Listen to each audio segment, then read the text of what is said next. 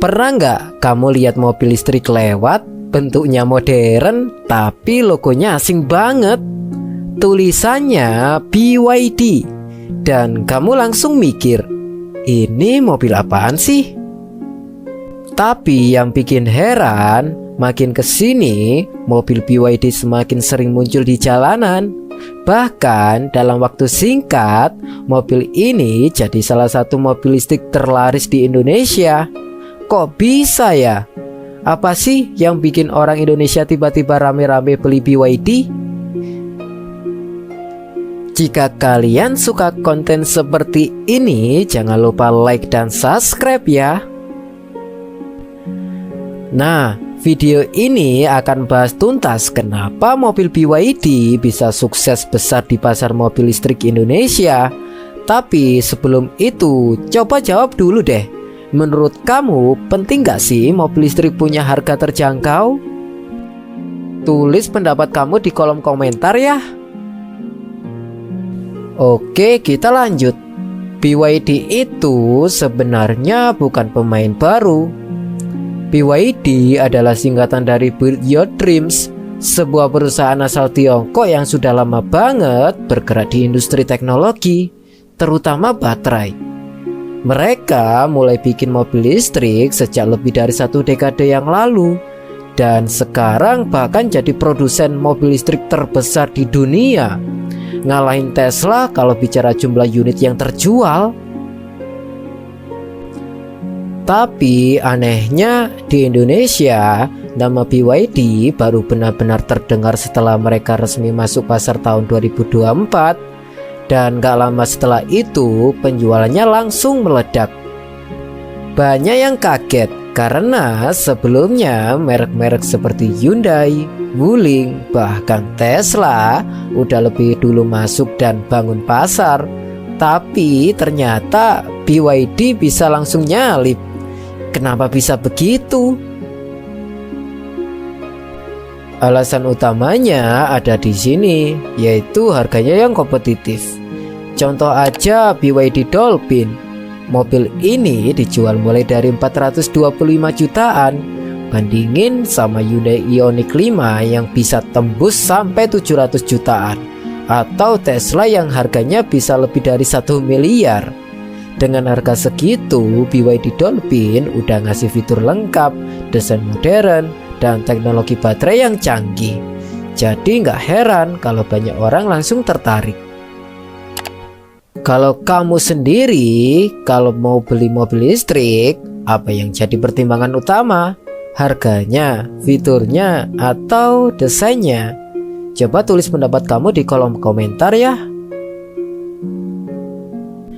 Salah satu kekuatan besar BYD adalah teknologi baterainya sendiri. Mereka nggak beli dari perusahaan lain, semua dikembangkan sendiri. Mereka punya teknologi permablade baterai yang diklaim lebih aman, tahan lama, dan nggak gampang terbakar. Ini jadi nilai jual besar banget, apalagi buat konsumen Indonesia yang masih agak ragu dengan keamanan mobil listrik. Selain itu, desain BYD juga nggak kalah keren. Mobilnya kompak, modern, dengan sentuhan futuristik yang cocok banget buat jalanan perkotaan. Interiornya bersih dan canggih, layar sentuh besar, dan fitur-fitur keselamatan seperti ADAS dan sistem infotainment yang kekinian banget. Buat kamu yang lebih mementingkan teknologi dan desain, BYD ngasih semuanya dalam satu paket yang cukup terjangkau. Nah, bandingin deh sama kompetitor lainnya.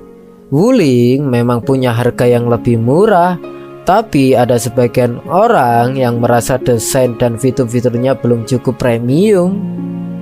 Hyundai punya teknologi bagus dan desainnya keren, tapi harganya belum ramah buat mayoritas orang. Apalagi Tesla, jelas keren, tapi jelas juga mahal. Belum lagi layanan purna jualnya yang masih terbatas. BYD datang dengan strategi yang pas banget. Nggak terlalu murah, tapi juga nggak mahal. Fitur lengkap, teknologi canggih, desain oke, dan harganya masih masuk akal.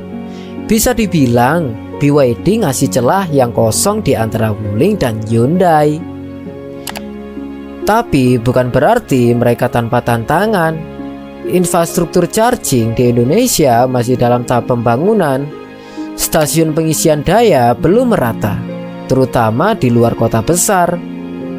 Lalu soal layanan purna jual seperti bengkel, teknisi, dan ketersediaan spare part, BYD masih harus membuktikan diri. Tapi kalau mereka bisa berinvestasi di sini dan menjadi kepercayaan konsumen, mereka punya peluang besar buat jadi market leader mobil listrik di Indonesia. Jadi sekarang pertanyaannya, wajar nggak kalau BYD sekarang lebih laris dari merek-merek lain? Coba tulis pendapat kamu di kolom komentar ya.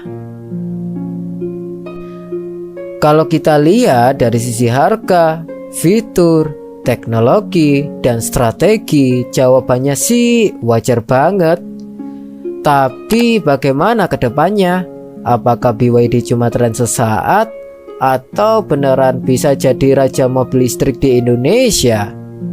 Tulis pendapat kamu di kolom komentar ya. Dan kalau kamu punya pengalaman pakai BYD, share juga dong, biar yang lain bisa lihat dari sudut pandang penggunaan langsung. Terima kasih sudah menonton sampai akhir. Kalau kamu suka konten seperti ini, jangan lupa like, subscribe, dan nyalakan lonceng notifikasinya agar kalian tidak ketinggalan update video selanjutnya. See you, sampai ketemu di video selanjutnya.